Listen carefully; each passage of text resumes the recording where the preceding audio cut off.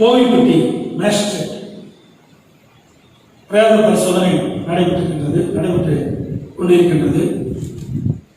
அதோடு மதுரை உயர்நீதிமன்ற கிளை தானாக முன்வந்து இந்த வழக்கை பதிவு செய்து இந்த வழக்கு நடைபெறும் என்று அறிவித்திருக்கின்றது.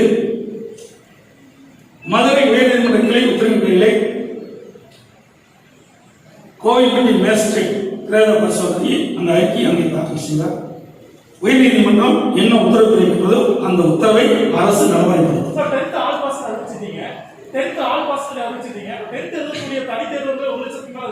எல்லாமே கொரோனா இருக்கிற காலமா இருக்குது. இந்த கொரோனா இருக்கிற காலம்லாம் முடிஞ்ச பிறகுதான் இந்த கல்வித்துறை பற்றி முழுமையான வெளியிடப்படும். ஏன்னா அனுமதிக்கப்பட்டு கால அறிவிச்சோமா பல பிரச்சனைகள் உள்ளாது. இந்த கொரோனா தொற்று முடிவுக்கு பிறகு அந்த நீங்க சொன்ன கேள்விகளும் பதில் கிடைக்கும். தொழிற்சாலை அதிபர்கள் வருகிறது கோவை மாவட்டத்திலே நடைபெற்றிருக்கின்ற மாவட்ட ஆட்சித்தலைவர் அலுவலகத்தில் நடைபெற்ற ஆலோசனை கூட்டத்தில் நிகழ்ச்சியிலே பங்கு பெறுவதற்காக வந்திருக்கின்றேன். இந்த ஆலோசனை கூட்டத்திலே கொரோனா வைரஸ் தொற்று நோய் கட்டுப்படுத்துவதற்கு மாவட்ட நிர்வாகம் என்னென்ன நடவடிக்கை எடுக்கப்படுகின்றது, அதோடு கோவை மாவட்டத்தில் அரசு அறிவித்த திட்டங்கள் எந்த அளவுக்கு நடைமுறைப்படுத்தப்படுகின்றன, அது மட்டுமல்லாமல் கோவை மாநகர பகுதியில் இருக்கின்ற குறு சிறு நடுத்தர தொழில் நிறுவனத்தினுடைய தொழில் கூட்டமைப்பை சேர்ந்த நிர்வாகிகள், பெரிய தொழில் நிறுவனத்தை சேர்ந்த தொழில் கூட்டமைப்பை சேர்ந்த நிர்வாகிகள் சந்தித்து பேசியிருக்கின்றேன். அதோடு கோவை மாவட்டத்தில் இருக்கின்ற பல்வேறு விவசாய சங்கத்தினுடைய பிரதிகளை சந்தித்து ஆலோசனை நடத்தினோம்.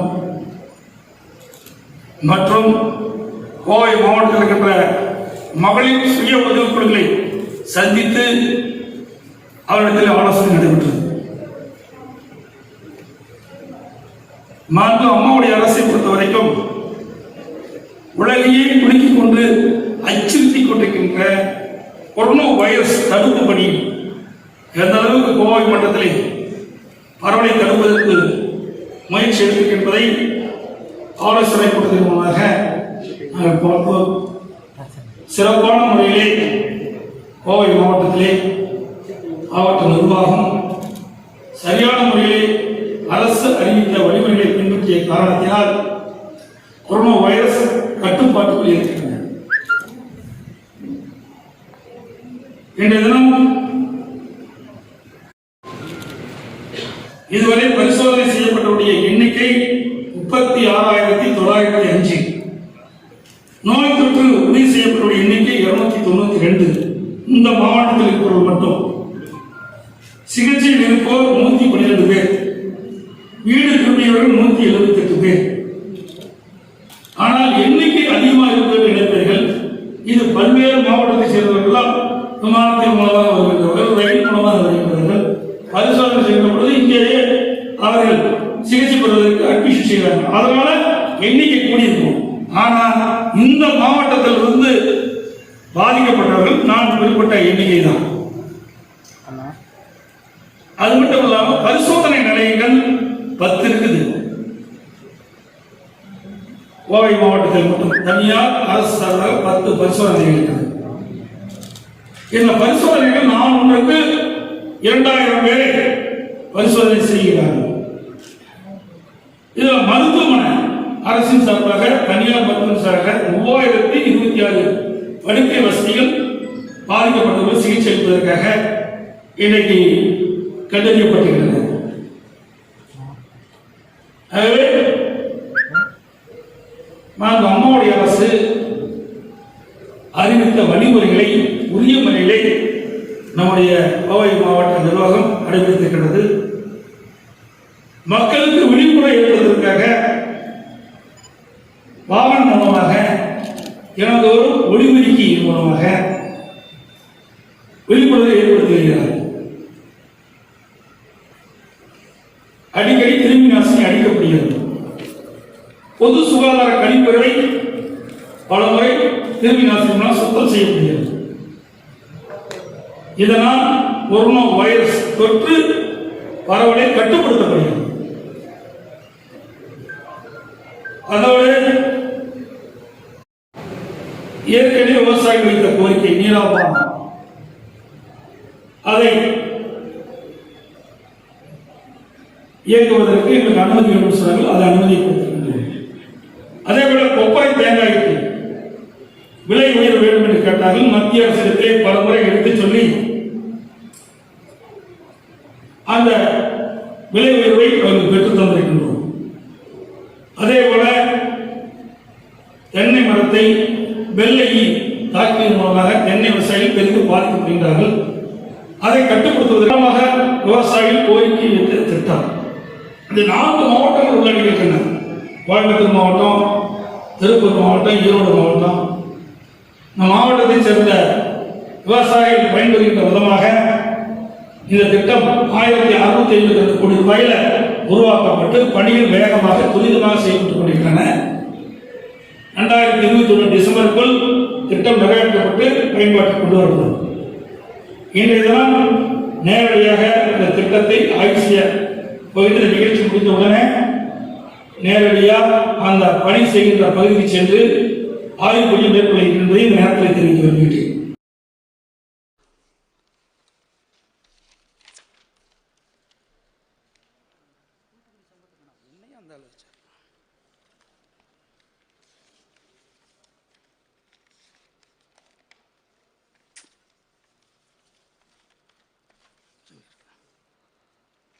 வேற எதாவது கேளுங்கப்பா.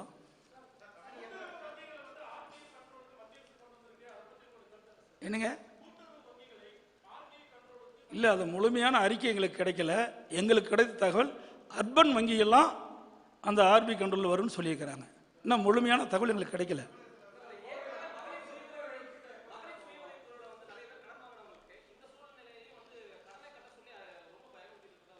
யாரையும் பயமுறுத்தி இல்லை. அப்படி யாராவது பிரச்சனை கொண்டாந்து கொடுத்தா அரசு அதை பற்றி பரிசீலிக்கும்.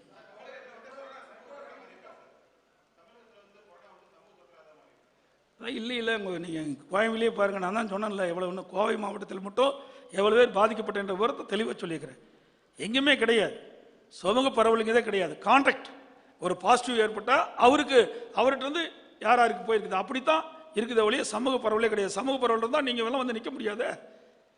ஊடக நம்பர்லாம் இருக்க முடியுமா? பத்திரிகை நம்பரில் இருக்க முடியுமா? இங்கே இருக்கவங்களே இருக்க முடியுமா? இங்கே எல்லா பேருக்கும் வந்தால் தான் சமூக பரவல்னு அர்த்தம். சமூக பரவல் தமிழகத்திலே இல்லை.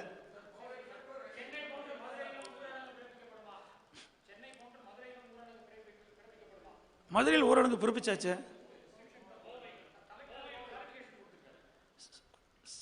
மதுரையில் ஊரடங்கு பிறப்பிக்கப்பட்டு விட்டது. மதுரை மாநகரத்தில், மதுரை மாநகரம் மற்றும் மதுரை மாநகர ஒட்டிய சில பகுதிகள் ஊரடங்கிலே கொண்டு வந்திருக்கிறோம்.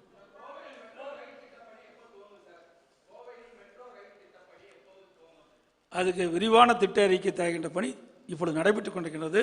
அந்த பணி முடிந்தவுடன் மத்திய அரசிடத்திலிருந்து அனுமதி பெற்று அந்த பணி துவங்கும்.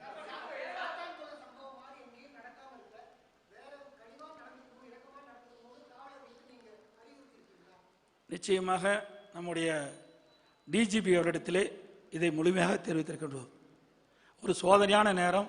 இந்த சோதனையான நேரத்திலே நம்முடைய காவல்துறை அதிகாரிகள் வியாபாரியிடத்திலும் பொதுமக்களிடத்திலும் கனிவாக நடந்து கொண்டு அவருடைய அன்பை பெற வேண்டும் என்று கடுமையாக சொல்லியிருக்கின்றேன்.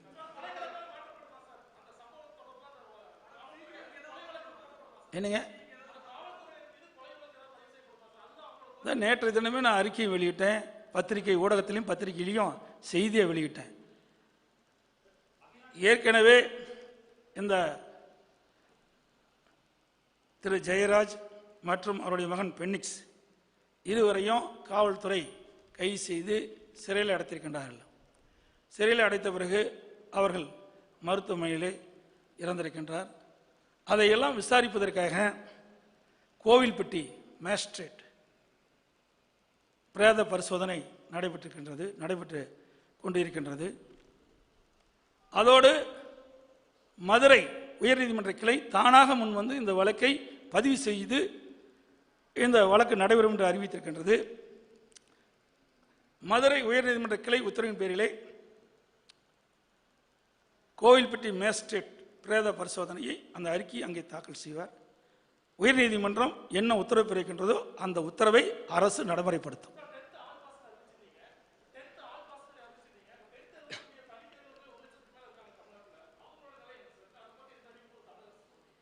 எல்லாமே கொரோனா இருக்கிற காலமாக இருக்குது. இந்த கொரோனா இருக்கிற காலம்லாம் முடிஞ்ச பிறகு தான் இந்த கல்வித்துறை பற்றி முழுமையான விவரம் வெளியிடப்படும். ஏன்னா அதுக்குன்னு ஒரு நிர்ணயிக்கப்பட்டு கால அளவை அறிவிச்சோமா பல பிரச்சனைகள் உருவாகுது. இந்த கொரோனா தொற்று முடிவுக்கு வந்த பிறகு அந்த நீங்கள் சொன்ன கேள்விகள்லாம் பதில் கிடைக்கும்.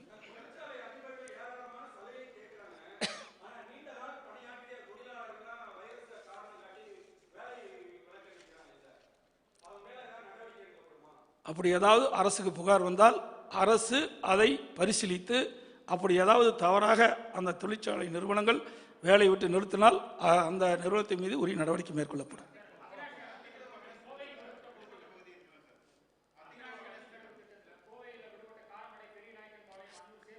இரண்டாவது கட்டம், அது அத்திக்கடவு அவனாசி இரண்டாவது கட்டம் அரசினுடைய பரிசீலனை இருந்து கொண்டிருக்கின்றது. அதுக்கு விரிவான திட்ட அறிக்கை நடைபெற்றுக் கொண்டிருக்கின்றது. நபார்டு திட்டத்தின் மூலமாக அந்த திட்டத்தையும் நிறைவேற்றுவதற்கு அரசு நடவடிக்கை எடுக்கப்பட்டு வருகிறது.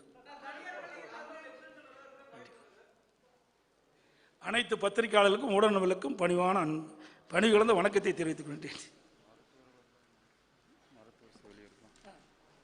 ஒரே ஒரு நிமிஷம். இந்த சோதனையான நேரத்தில் கொரோனா வைரஸ் தொற்று பாதிக்கப்பட்டவர்களுக்கு அவர்கள் குணமடைய செய்வதற்காக இரவுகள் பாராமல் தன்னையே அர்ப்பணித்துக் கொண்டு பணியாற்றுகின்ற மருத்துவர்கள், செவிலியர்கள், மருத்துவ பணியாளர்களுக்கு அரசின் சார்பாக உளமாற மனமாற நன்றியை இந்த நேரத்தில் தெரிவித்துக் கொள்கின்றேன். அதே போல தூய்மை பணியாளர்கள், உள்ளாட்சித்துறை பணியாளர்கள், காவல்துறை பணியாளர்கள், வருவாய்த்துறை பணியாளர்கள், கூட்டுறவுத்துறை பணியாளர்கள், இதர பணியாளர்கள் இந்த கொரோனா வைரஸ் தடுப்பு பணியில் அர்ப்பணித்துக் கொண்டு பணியாற்றுகின்ற அனைத்து நல்ல உள்ளங்களுக்கும் மனமாற உளமாற ஊடகத்தின் வாயிலாக பத்திரிகையின் வாயிலாக நன்றியை அவர்களுக்கு தெரிவித்துக் கொள்கிறேன். நன்றி, வணக்கம்.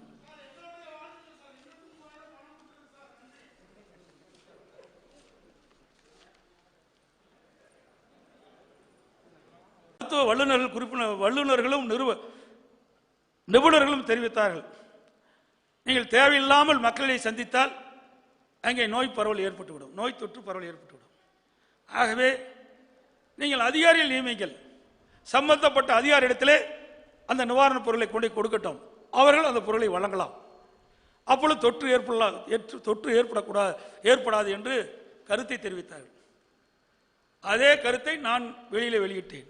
உடனடியாக நீதிமன்றம் சேர்ந்து தீர்ப்பை பெற்று அவர் கட்சி சேர்ந்தவர்கள் அங்கும் இங்கும் அங்கொன்று இங்கொன்றாகத்தான் நிவாரணம் வழங்கினாங்க. நிவாரணம் கொடுக்குன்னு சொல்லிட்டு எங்கேயுமே நிவாரணம் கொடுத்த மாதிரி தெரியல. விளம்பரம் தேடுவதற்காக அதை வெளியிட்டார், நிவாரணம் கொடுக்க வேண்டும் என்று வெளியிட்டார். எந்த விதிமுறைகளையும் பின்பற்றாமல், அரசு அறிவித்த வழிமுறைகளை பின்பற்றாமல் அந்த நிவாரணத்தை வழங்கினாங்க. அதனால தொற்று அதிகரித்தது. இங்கே கூட கோவையில் கூட ஒரு தன்னார்வலர்கள் காவல்துறைக்கெல்லாம் கொடுத்தாங்க. தொற்று ஏற்பட்டதா இல்லையா? அவே அரசாங்கம் மருத்துவ நிபுணர்கள் சொல்லுகின்ற அந்த வழிமுறையை பின்பற்றிருந்தா நான் சொன்னேன். அப்படி பின்பற்றி நடைபெற்று இருந்தா சுமார் 500 பேருக்கு மேல இந்த நிவாரணம் வழங்கியதால தொற்று ஏற்பட்டிருக்கு. அது மட்டும் இல்ல, இவருடைய ஆணையை ஏற்று இவர் கட்சி சேர்ந்த ஒருவர் ஒரு பொறுப்பில் இருக்கின்றவர் நிவாரணம் கொடுத்தார். அவர் ஏற்கனவே சிகிச்சை பெற்று வந்திருக்கார். அவர் நிவாரணம் கொடுத்தனால தொற்று ஏற்பட்டு ஒரு சட்டமன்ற உறுப்பினரை இழந்து விட்டோம். ஆக நான் அறிவித்தபடி மருத்துவ நிபுணர்கள் குழு சொன்ன அந்த கருத்தை கேட்டிருந்தால் இன்றைக்கு ஒரு சட்டமன்ற உறுப்பினரை இழந்திருக்க வேண்டிய அவசியம் இல்லை. ஏன்னா அவை தெளிவா சொன்னாங்க. ஏற்கனவே சிகிச்சை பெற்றிருக்கின்றவர்கள், அறுவை சிகிச்சை பெற்றிருக்கின்றவர்கள், இரத்த கொதிப்பு இருக்கின்றவர்கள், சர்க்கரை நோய் இருக்கின்றவர்கள்,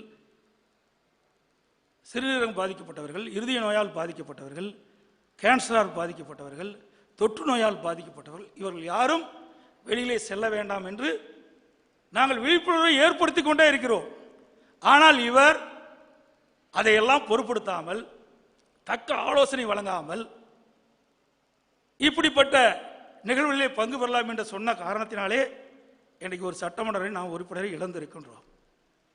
வேண்டுமென்றே திட்டமிட்டு தினந்தோறும் ஊடகத்தின் வாயிலாக, பத்திரிகையின் வாயிலாக தொடர்ந்து உண்மைக்கு புறம்பான பொய்யான செய்தியை எதிர்க்கட்சி தலைவர் வெளியிட்டிருக்கிறார். இந்தியாவில் வேற எந்த மாநிலத்திலும் கிடையாது.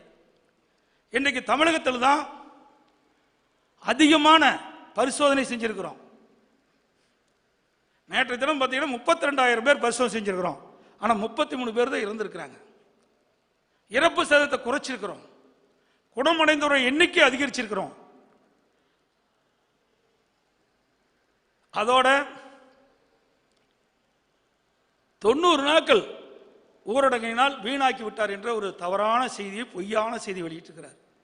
90 நாட்கள் கடுமையாக அம்மாவுடைய அரசு பணியாற்றியிருக்கின்றது. இந்த 90 நாட்கள் கடுமையாக பணியாற்றிய காரணத்தினால்தான் இன்னைக்கு தொற்று குறைக்கப்பட்டுகின்றது, உயிர் சேதம் தடுத்து நிறுத்தப்பட்டுகின்றது. அது கூட எதிர்க்கட்சி தலைவருக்கு தெரியல. டெல்லியில் நீங்க டெல்லி மாநிலத்தை பாருங்க, மகாராஷ்டிராவில் பாருங்க. இன்றைய தினம் மேற்கு வங்காளம் கூட மேலும் 1 மாதம் ஊரடங்கு உத்தரவை அமுல்படுத்தப்படும் என்ற அறிவிப்பை கொடுத்திருக்கின்றார். இந்த ஊரடங்கு அறிவிப்பு என்பது இன்றைக்கு நோய் பரவலை தடுப்பதற்காக அறிவிக்கப்படுகின்ற அறிவிப்பு. அவரவர் வீட்டிலே இருந்தால் நோய் பரவலை தடுக்க முடியும். ஏதாவது தொற்று இருக்கின்றவர்கள் வெளியிலே சென்றால் மற்றவரிடத்தில் பழகின்ற பொழுது அந்த தொற்று மற்றவர்களுக்கு போய் பரவிவிடும். அதனால் இந்த ஊரடங்கினால் தொற்று பரவலை தடுப்பதற்குத்தான் இந்த ஊரடங்கு மத்திய அரசு அறிவிக்கப்பட்டிருக்கின்றது. அதை நாம் கடைபிடிக்கின்றோம். அது மட்டும் இல்லாம இன்றைக்கு அம்மாவுடைய அரசு பல்வேறு நடவடிக்கைகள் நாங்கள் எடுத்துக்கொண்டு இருக்கின்றோம். இன்றைக்கு கோவை மாநகரத்தை பொறுத்த வரைக்கும் எவ்வளவு பாலம் கட்டி கொண்டிருக்காங்க உங்களுக்கு நன்றாக தெரியும். அதிக அளவில் பாலத்தை கட்டி கொடுத்துருக்கிறோம். உங்களை எல்லாம் அந்த செய்தியை நான் தரேன். கிட்டத்தட்ட 5 பக்கத்துக்கு பக்கமாக இருக்குது. அதை சொன்ன 15 நிமிஷம் ஆகிடும். ஆனால் உங்களுக்கு எல்லாத்துக்குமே தரோம். எந்த அளவுக்கு எங்களுடைய அரசு நம்முடைய கோவை மாநகர பகுதியில் இருக்கின்ற போக்குவரத்து நெரிசலை கொடுப்பதற்காக உயர்மட்ட பாலம் கட்டப்படுகின்ற செய்தி இந்த நேரத்தில் தெரிவிக்க விரும்புகின்றேன். அது மட்டும் இல்லாமல் திரு ஸ்டாலின் அவர்கள், நான் சேலம் மாவட்ட ஆட்சி அலுவலகத்துக்கு சென்று ஆய்வு பணி மேற்கொண்ட போது அப்பொழுது அவர் தெரிவித்தார், சேலம்தான் முதலமைச்சருக்கு கண்ணுக்கு தெரியுது, தமிழ்நாடு முழுவதும் கண்ணுக்கு தெரியவில்லை என்றால் இப்பொழுது கோவை மாவட்டத்திலே நான் புறப்பட்டுகின்றேன். ஒவ்வொரு மாவட்டமாக நேரிலே சென்று ஆங்காங்கே அரசு அறிவிக்கப்பட்ட வளர்ச்சி திட்டங்கள் எந்த அளவுக்கு நடைபெற்றுக் கொண்டிருக்கின்றது, விவசாயிகளை சந்தித்து அவருடைய எண்ணங்களை பரிமாறிக்கொள்வோம்.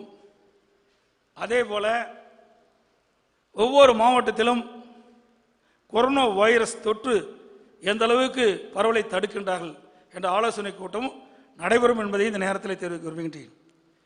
என்னை பொறுத்த வரைக்கும், அம்மாவுடைய அரசை பொறுத்த வரைக்கும் தமிழ்நாடு முழுவதும் இன்றைக்கு கொரோனா வைரஸ் பரவலை தடுப்பதற்கு கடுமையான முயற்சி எடுத்து வருகிறோம். அதன் முதற்கட்டமாகத்தான் இன்றைக்கு கோயம்புத்தூரிலே இன்றைக்கு மாவட்ட ஆட்சியாளர் அலுவலகத்திலே இந்த ஆய்வுக் கூட்டம் இன்றைக்கு நடைபெற்றிருக்கு என்பதை இந்த நேரத்தில் தெரிவிக்க விரும்புகின்றேன். அது மட்டும் இல்லாமல் எப்படி இவர்கள் கோயம்புத்தூர் போகலாம், திருச்சி போகலாம் என்று எதிர்க்கட்சி தலைவர் அவர்கள் ஒரு அறிக்கையின் வாயிலாக வெளியிட்டிருக்கார். சேலம் போனா சேலம் தான் கண்ணுக்கு தெரியுதுங்கிறார், தமிழ்நாடுலாம் கண்ணுக்கு தெரியலைங்கிறார். இப்படி கோயம்புத்தூர் திருச்சிக்கு போய் அங்கு இருக்கின்ற நிலவரத்தை ஆய்வு செய்யலாம் என்றால் எதற்கு போயின்னு சொல்கிறார். எங்களை பொறுத்த வரைக்கும் அம்மாவுடைய அரசு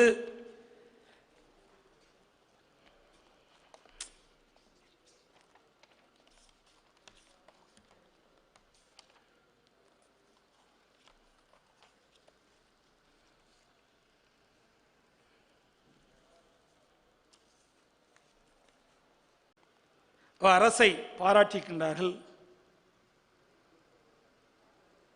ஏற்கனவே விவசாயிகள் வைத்த கோரிக்கை நீராபானம், அதை இயக்குவதற்கு எங்களுக்கு அனுமதி வேண்டும் சொன்னார்கள். அது அனுமதி கொடுத்திருக்கின்றோம். அதே போல கொப்பரை தேங்காய்க்கு விலை உயர்வு வேண்டும் என்று கேட்டார்கள். மத்திய அரசிடத்திலே பல முறை எடுத்து சொல்லி அந்த விலை உயர்வை அவர்களுக்கு பெற்று தந்திருக்கின்றோம். அதே போல தென்னை மரத்தை வெள்ளை ஈ தாக்கியதன் மூலமாக தென்னை விவசாயிகள் பெரிதும் பாதிக்கப்படுகின்றார்கள். அதை கட்டுப்படுத்துவதற்கு தேவையான நிதியுதவி வேண்டும் என்று கேட்டார்கள். அதற்கும் நிதியுதவி அளிக்கப்பட்டு அந்த நோயை, அந்த வெள்ளையை ஒழிப்பதற்குண்டான நடவடிக்கை எடுக்கப்பட்டு வருகிறது.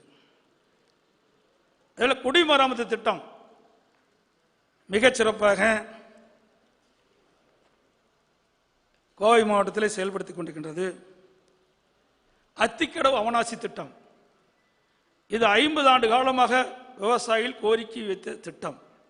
இந்த 4 மாவட்டங்கள் உள்ளடங்கியிருக்கின்றன. கோயம்புத்தூர் மாவட்டம், திருப்பூர் மாவட்டம், ஈரோடு மாவட்டம். இந்த மாவட்டத்தைச் சேர்ந்த விவசாயிகள் பயன்பெறுகின்ற விதமாக இந்த திட்டம் 1652 கோடி ரூபாயில் உருவாக்கப்பட்டு பணிகள் வேகமாக துரிதமாக செயல்பட்டு கொண்டிருக்கின்றன. 2021 டிசம்பருக்குள் திட்டம் நிறைவேற்றப்பட்டு பயன்பாட்டிற்கு கொண்டு வரப்படும். இன்றைய தினம் நேரடியாக அந்த திட்டத்தை ஆய்வு செய்ய போகின்ற இந்த நிகழ்ச்சி முடிந்தவுடனே நேரடியாக அந்த பணி செய்கின்ற பகுதிக்கு சென்று ஆய்வு பணி மேற்கொள்ள இருக்கிறது என்பதை இந்த நேரத்தில் தெரிவிக்க விரும்புகின்றேன்.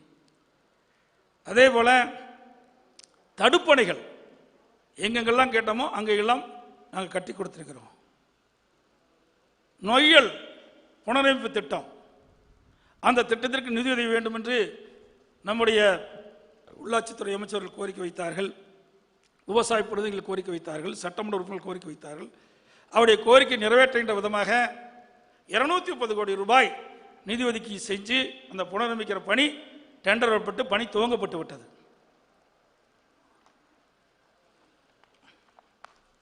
அதே போல பரம்பிக்குளம் ஆழியாறு திட்டம், ஆனமலையார் நல்லாறு திட்டம், இன்றைக்கு கேரள அரசோடு பேச்சுவார்த்தை நடத்தி அந்த திட்டத்தையும் விரைவாக நிறைவேற்றுவதற்கு நடவடிக்கை எடுக்கப்பட்டு வருகிறது என்பதையும் தெரிவித்துக் கொள்கின்றேன்.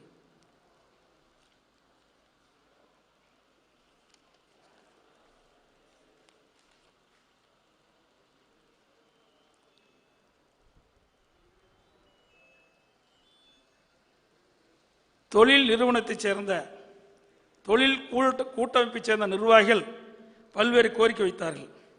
அந்த கோரிக்கையும் எங்களுடைய அரசு கனிவாக பரிசீலிக்கும் என்று நான் தெரிவித்திருக்கின்றேன்.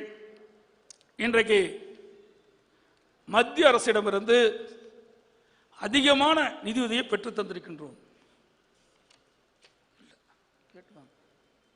கேட்டு வாங்க இல்லை.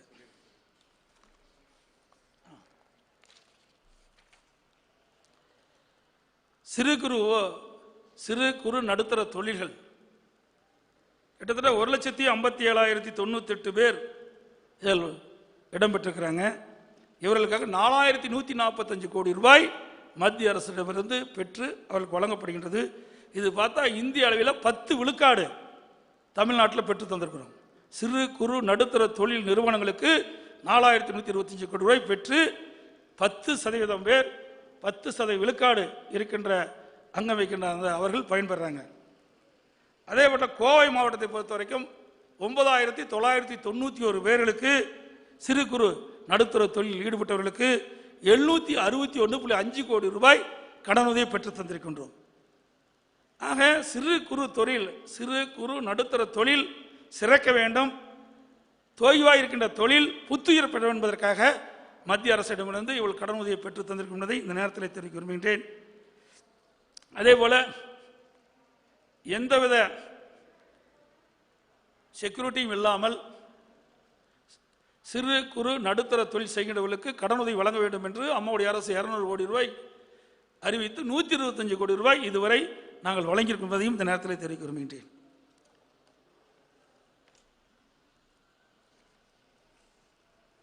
மகளிர் சுயக்குழுக்கு மாண்பு அம்மாவுடைய அரசு சட்டப்பேரவை விதியின் 110 கீழ் 15,000 கோடி வழங்கப்படும் என்று தெரிவித்தோம். அதன் அடிப்படையில் தமிழ்நாட்டில் உள்ள அனைத்து மகளிர் சுய உதவிக்குழுக்கும் கடனுதவி வழங்கப்பட்டு வருகிறது என்பதையும் இந்த நேரத்தில் தெரிவிக்க விரும்புகின்றேன்.